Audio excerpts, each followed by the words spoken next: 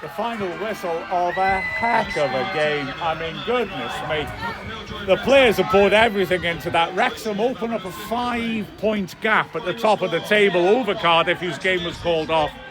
But wow, Aberystwyth, what a performance by them. They led twice. Wrexham fight back and win 3-2.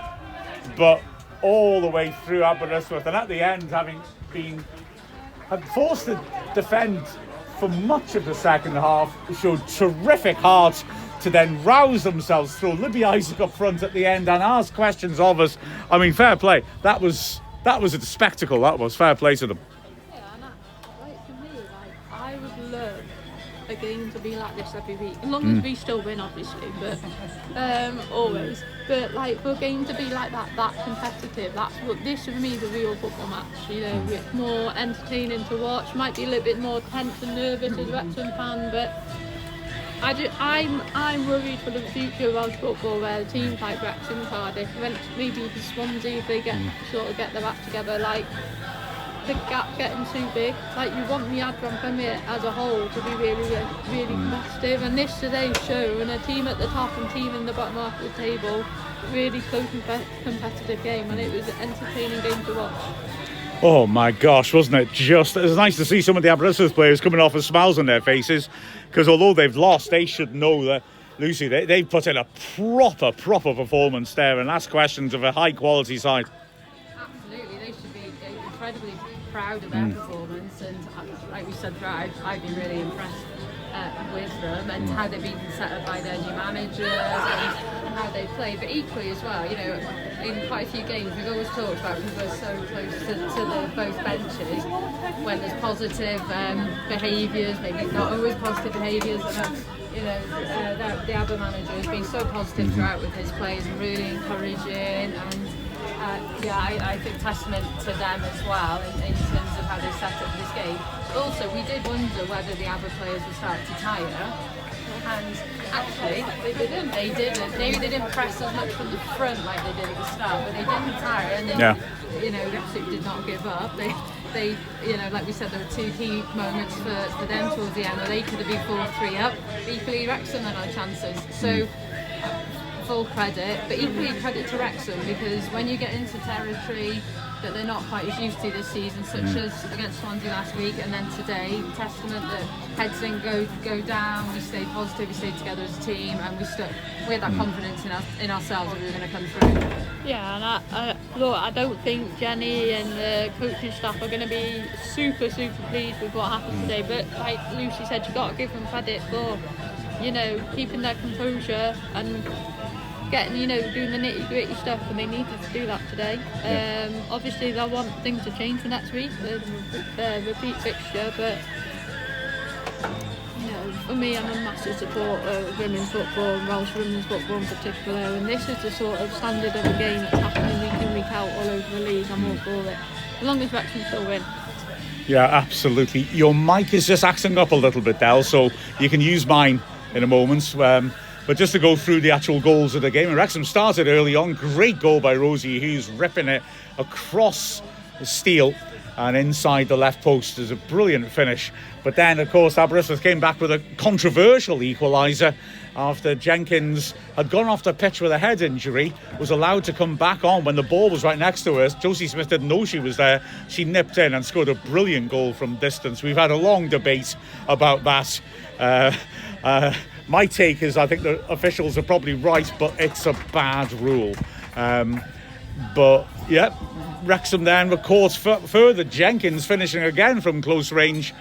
Wrexham came back with Mahmood striking brilliantly from distance to make it 2-2.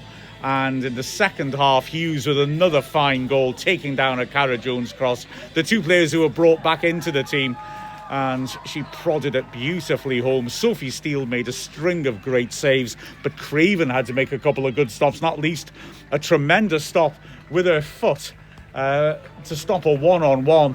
So yeah, it was really a proper competitive game.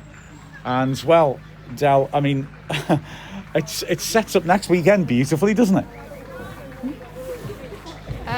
Yeah, absolutely. And Aber are going to come into this game next week with a bit of confidence as well, so that's probably the dangerous thing of what today's game's done. They're going to come with it in confidence. They're probably going to have a similar game plan, so it would be interesting to see, is Jenny going to stick with her game plan, but they need to do it better, because I don't think it was our best game ever, or is there a new game plan now, like now that they've seen them play just more recently, like are there areas she can look back and as retrospect could have exploited more today, but she'll put that into action next week.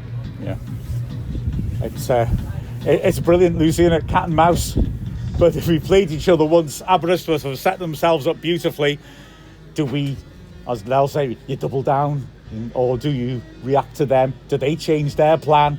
It's a mouth-watering one next week, but the way Aberystwyth have been able to set themselves up like that, and the fact that even with experienced players, when Jenkins had to go off, Scourfield had to go off, Chambers had to go off, but they still kept digging in, taking risks at the end. It was a real question. And for us as well, to be fair, didn't panic when we went behind in the game, knew that we had the goal power, although Aberystwyth did everything they could to resist us. Yeah, and I mean, me personally, I think we'll see Aber start in a similar way. Why wouldn't you? Because they pushed Wrexham all the way today, and like we said, it's been such an end-to-end, really competitive game. I think for me, we'll see Faye Knox starting. Yeah. I think in her kind of 15-20 minutes, she really brought something extra into the game. So I think we'll see Knox starting over Cara Jones, and I think McMoon will be out on the right.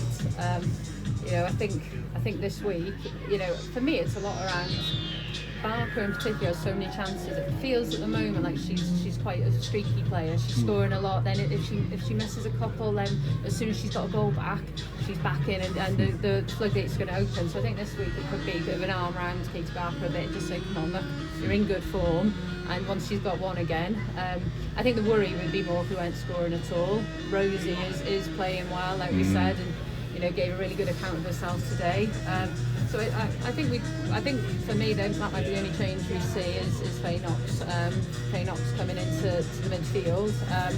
But yeah, it's mouth-watering. It's a bit like we said, a bit of a game of chess. What's going to happen? But I think Jenny would has the confidence in the squad depth and players that we've got that actually, like Dale said, not our best day, but we've come through, we've won it, and go again next Sunday, and we'd be expecting a win again, but will we play better, or we'll have a challenge us again? Let's see in a week. Yeah, well, absolutely. Stay tuned, everybody, because it's going to be a good one. Dal, we have got the win, and so we do go 5 points clear. Admittedly, having played a game more,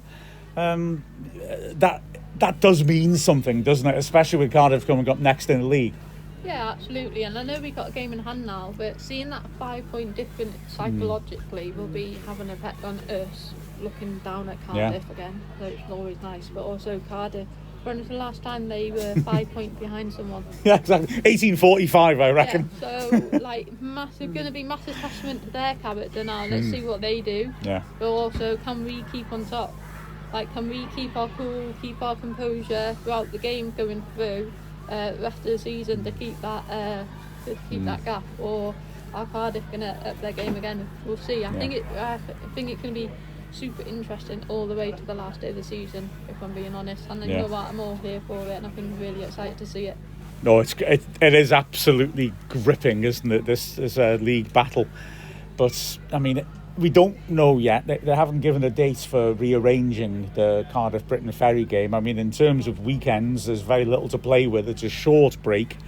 The next 2 weekends are taken up with cup ties, and Cardiff are still in those cups, so there's no scope to rearrange a game for that. And cup ties always take precedence when it comes to organising matches, because they need to get the rounds played, so there's no way they could shift a cup tie back. So there's a real chance, unless Cardiff fancy Britain Ferry under the lights. That'll be an experience. I don't know what their floodlights are like, but I'm going to guess testing. Then I think that we've got, we will probably go to Cardiff 5 points ahead, with the knowledge that a win, 8 points ahead, a draw keeps them at arm's length. That's got to count for so much, hasn't it, as we approach that huge match. Yeah, absolutely. Like, it's already, everyone knows it's going to be a tasty match. It's going to be live on FLC. It's at the Cardiff City Stadium. Like, everyone's already teeing it up to be a massive game. So if we're going into it 5 points ahead, what a difference that's going to make. They'll be up for it, but so we've got to make sure we're equally up for it. But what an interest at that, even more now, and a really interesting and exciting fixture to watch. Oh, absolutely.